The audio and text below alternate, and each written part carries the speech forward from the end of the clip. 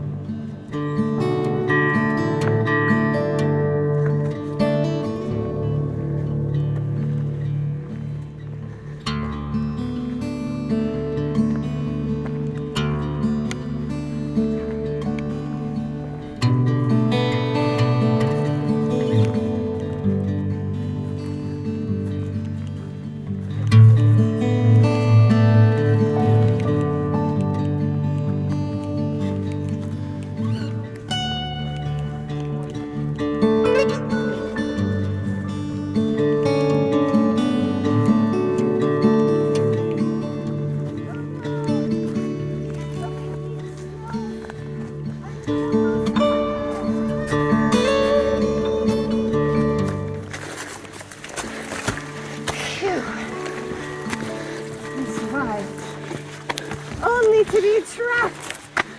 No! No!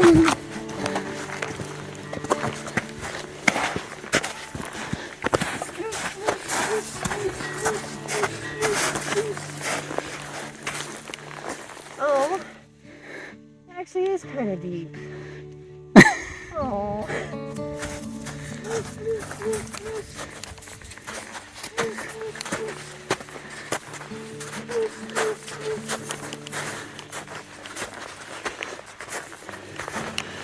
Success!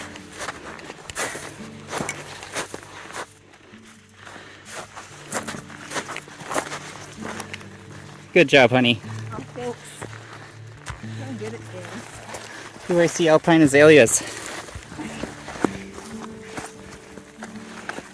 And more narcissus anemones.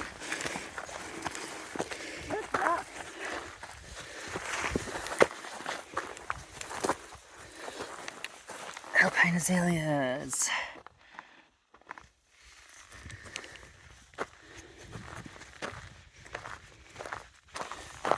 Mountain avens. Rocks. Rocks. Rocks. Oh, there is a rock there.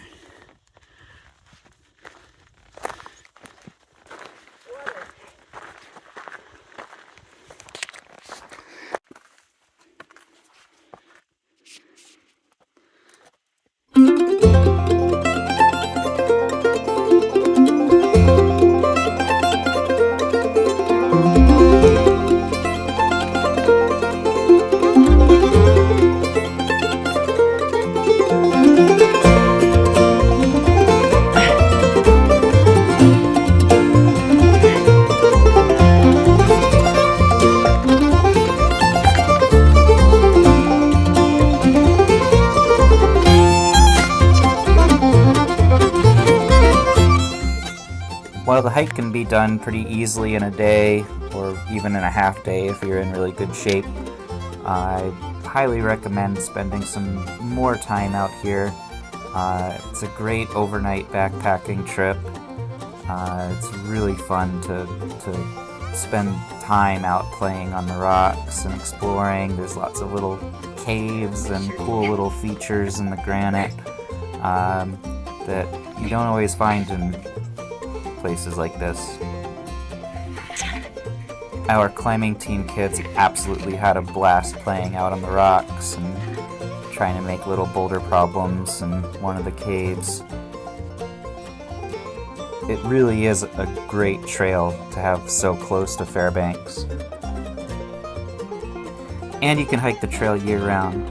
Some of the best times I've had out there have been in the early fall on rainy, overcast, windy days, and snowshoeing out there in March. I've seen some great aurora on an overnight trip there. It's really just a fantastic location any time of the year.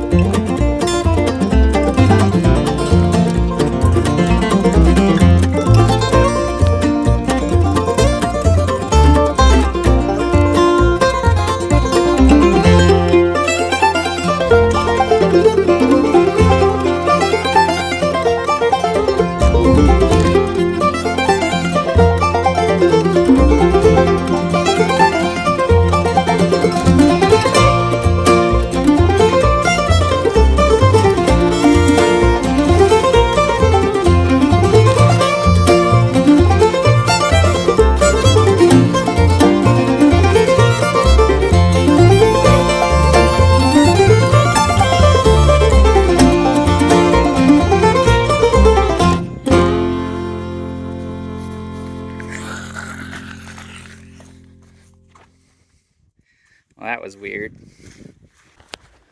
On the northwest side of the ridge, the alpine zone ends if you're hiking the loop counterclockwise and you'll pass by a trail hut. You can stay in the hut but it's small and it's first come, first serve. So if you are backpacking, I wouldn't count on being able to stay there. Crossing a few talus fields brings you down to the ridge with some ups and downs for a couple of miles. At the end of the day, this can definitely feel like a long stretch. My legs were not wanting to climb anymore. Toward the end of this ridge, the landscape was absolutely covered in Arctic lupins. It was really pretty.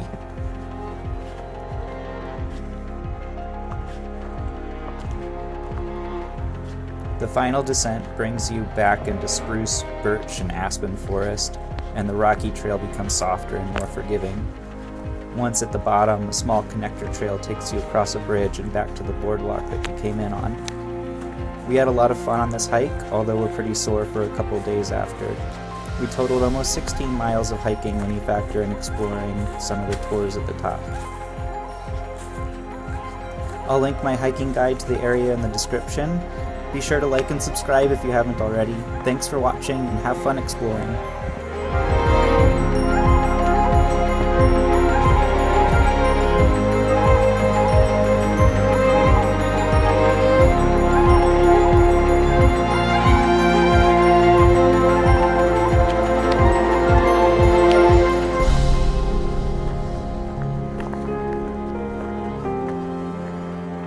Well, we have made it to the end of the trail. How do you feel, Kat?